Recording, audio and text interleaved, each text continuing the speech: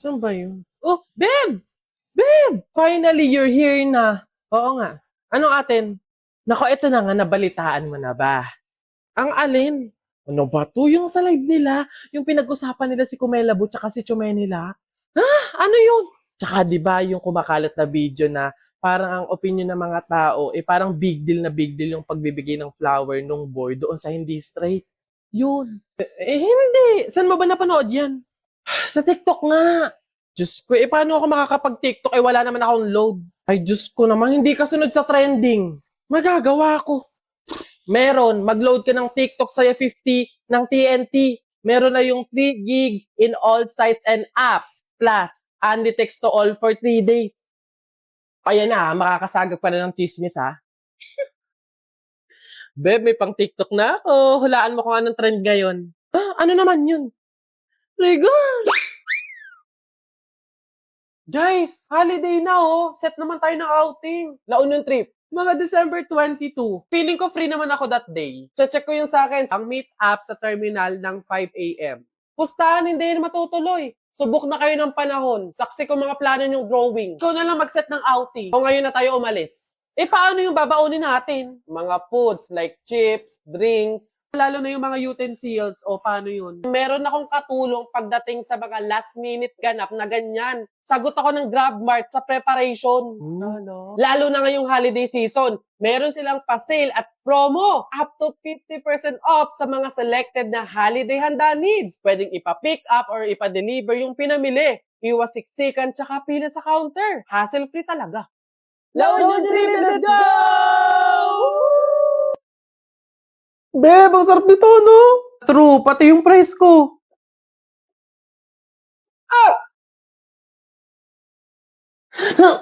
Aray! Ba't mo ako sinampal? Ingay mo ngumuya para kang kambing. Pet peeve ko yan. Sure ka ba dadating pa si Gemma? 1 hour na talaga tayo naghihintay dito. Parating na yun, hintayin pa natin. Hoy! Ano? Itigil mo nga yung legs mo para ka natatain na naiihi na inaatake na hindi mo maintindihan. Pet peeve ko din yan eh. Oo, tapos ano pa sinabi sa'yo? Magkita daw kami sa Talipapa ng 4 p.m. Feeling ko closure yun. Pero sa hindi ako papahalata. Teka nga, hindi ako makapokus sa story mo. Sa tigyawat mo ako nakapokus. Ay, sorry hindi ko kayang desisyonan yung mga pimple na to. Dahil kaya mo mag-Dr. Leo Acne Drying Lotion ka kasi 24 hours lang liliit magda-dry out at hindi nakapansin-pansin yung mga pimples mo. Hindi lang yan, makakatulong din to para sa mga future breakouts mo. O ito pa, it also works on stubborn acne marks to improve skin quality. Totoo pala talaga.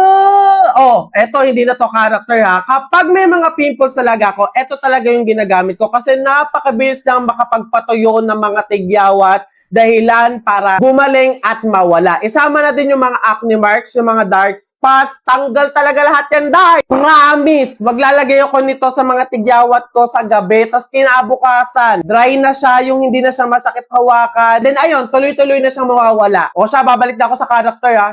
Beshi! Okay na, wala na yung mga pimples ko! Pero teka, naiinis pa din ako sa'yo. Baka buong pagkatao mo na yung pet peeve ko. Diyan ka na nga. Kuya, isang caramel macchiato. Ikaw, Beb, anong sa'yo?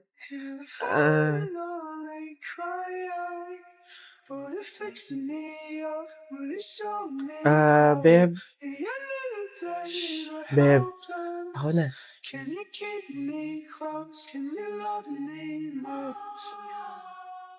Kuya, 2 Intramuros po.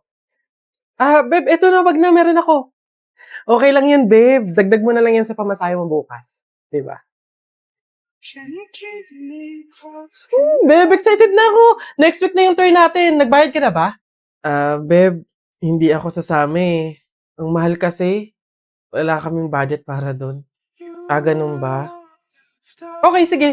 Sagot ko na. Ako na magbabayad. Babe, wag na. Ano ka ba? Hindi mo naman kailangan gawin yun eh. Ang dami mo na nga nalilibre para sa akin eh. Okay lang ako, promise.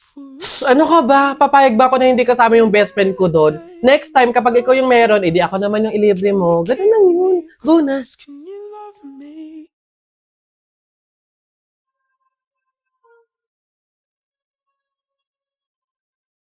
Kakabawi din ako sa'yo.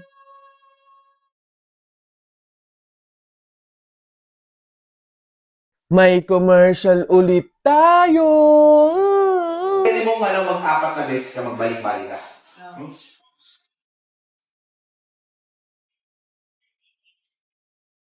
Howdy mga human beings! So ayun, meron ulit tayong commercial. Again, thank you so much sa kanya at sa mga pumili ulit sa akin. Hindi ko muna sasabihin kung anong brand to kasi bawal pa. Kailangan munang mapalabas or ma-launch yung commercial. First day of shoot namin is March 9. So ngayong March 7, Friday, magkakaroon muna kami ng workshop, fitting, and makeup look test. Samahan nyo ako. Skin prep ako, naglalagay ako ng mga pang skincare. Kasi syempre parang nakakahiya, haharap ka na naman sa mga camera, sa mga madaming ilaw. Kahit paano, mabawasan man lang yung sumpa sa mukha ko, ganun.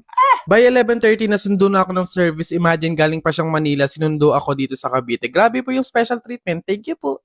Syempre, hindi mawawala yung tulog-tulugan shot. Kailangan may pa-aesthetic tayong shot na ganyan. Na kunwari tulog, pero hawak mo naman yung cellphone. Pero inaantok talaga ako niyan. Si Sel na tuwan-tuwa kasi after 10 months, finally nakapunta na ulit siya ng Manila. Bigyan nyo kasi ako lagi ng trabaho sa Manila para hindi ko na mimiss. Ayan, buti na lang walang traffic, ang bilis ng biyahe. Imagine, 11:30 kami umalis, around 12 ng tanghali, andito na kami sa production company. Ayun mga human being, andito na kami sa production company. So waiting lang ako dito. 2 pa yung start. Andito na ako ng 12. Hang! Aga mo! Ganyan kami kaagap. Okay, so time is gold. Padalawang beses ko nang pumunta dito sa production company kasi di ba nga nagkaroon na kami ng unang commercial and etong production company din yung production. And hanggang ngayon nahiya pa din ako. Ayun, dumating na yung tubig namin kasi tinanong kami dito kung ano namin gustong kainin or inumin. So sobrang hiya namin, sabi ko tubig na lang. Pero kung di ako mahiyain, baka lechon dapat yung hiningi ko. Ready na yung wardrobe. Ito yung mga damit na susukatin namin isa-isa para malaman kung ano talaga yung final na susuotin namin sa commercial. So dito naman mga human being, nag-start na yung workshop namin with Direct Lyle. So dito hindi ko pwede ipakita ko sino yung mga kasama ko sa commercial. Antayin nyo na lang yung short vlog ko na behind the scene or yung mismong commercial.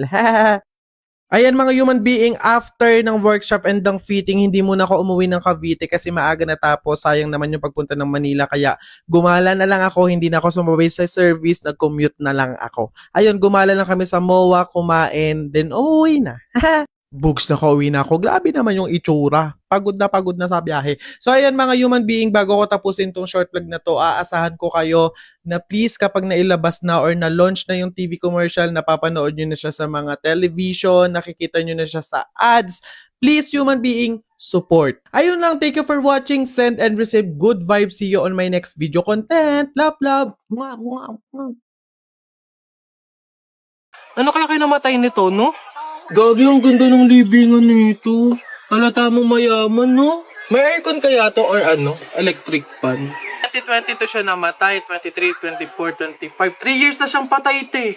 December 3, 2000. Ka-birthday ko pa to, oh. Uy, kaapelido ko pa, oh. Sino to? Hindi ko to kilala. Uy, bata pa to, oh. Loko. Si Justin nga pala, friend ko. Yung pinakilala ko sa inyo nung isang araw. Hi po, tita. Dito siya matutulog, gagawa kami research. Ay sus, best friend, tapos may maririnig akong ungol sa madaling araw. Mama, nakakaya kay Justin. Nako, Jennifer. Mama. Umayos ka, sinasabi ko sa'yo, ha? Oh, ate, yung kapatid niyo po si Jennifer, may kaaway po dun sa room. Susubo kita sa ate ko. Lagot ka doon, kala mo dyan, ha? Ano meron dito? Ate, inasan ako niyan. May putok daw ako tapos ang dami ko daw kuto. Siya naman po kasi yung nauna eh. Sabi niya wala daw akong nanay tapos Gatorade daw yung tubigan ko. Hoy ikaw, kilalanin mo binabangga mo ah. Hindi mo kami kilala. Umayos ka, sinasabi ko sa'yo. Susubukan na sa nanay ko. Ayan. Beb, tara, pasok ka. Beb, pagpasensyahan mo na yung bahay namin, maliit tsaka makalat. Beb, ano ka ba? Ako na nga itong naki-overnight to. Aarte pa ba ako?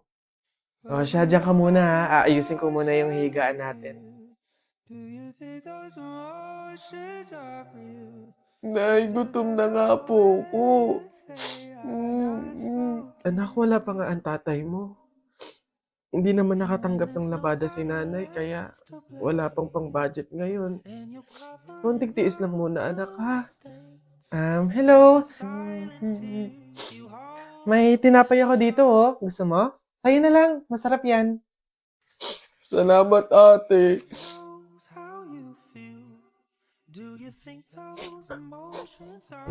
Beb, eto na yung unang tsaka yung kumot na gagamitin mo. Sana mapagtyagaan mo, ah. Pasensya ka na. Yan lang talaga yung meron kami.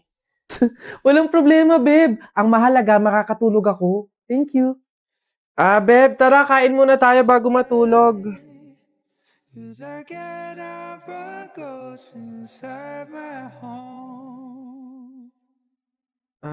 Beb, pasensya ka na, ha. Mantika asin lang yung ulam namin ngayon, eh. Wala pa kasi si tatay, kaya wala pang pambili ng pagkain.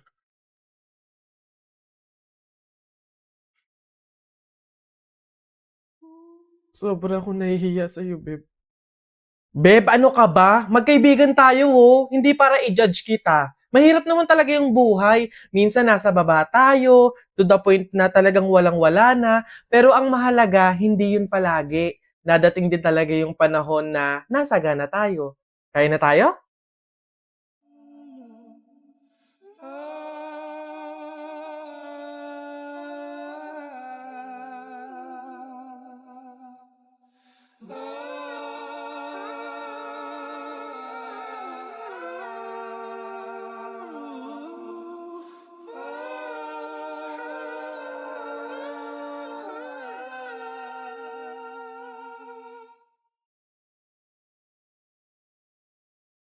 Gulay po, gulay. Ate, kuya, gulay po. Neng, pabiling gulay, halagang 50 pesos. Sige po, ito po, oh.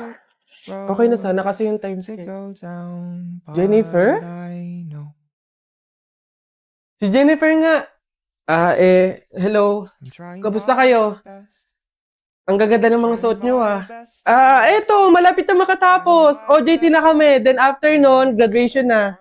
Ikaw ba, kamusta? Hindi ka na namin nakikita sa school, ah. Wala naman akong choice kundi maghanap buhay, eh. Gustuhin ko mang mag-aral, pero walang-wala talaga kaming pangtustos, eh. Naku, sayang naman. Kasabay ka sana naming makakatapos ng pag-aaral ngayon, oh. Kailangan ko kasing tulungan yung mga magulang ko, eh. Pati na rin yung mga kapatid ko. Oo, nakakapag-aral ako. Pero kung nakikita kong nagugutom yung pamilya ko, wag na lang siguro muna. Di bali okay lang yun. Hindi naman nagmamadali sa pag-aaral, eh. Andyan lang naman yung education. Kapag okay ka na, kaya mo na, edi tsaka ka bumalik, di ba? O siya, dito muna kami, ah. Mahuhuli na kasi kami, eh. Jennifer, good luck, ha. Kaya mo yan. Wala kang hindi kaya, di ba? See you. Always rooting for you, Jennifer. See you. I'm trying my best.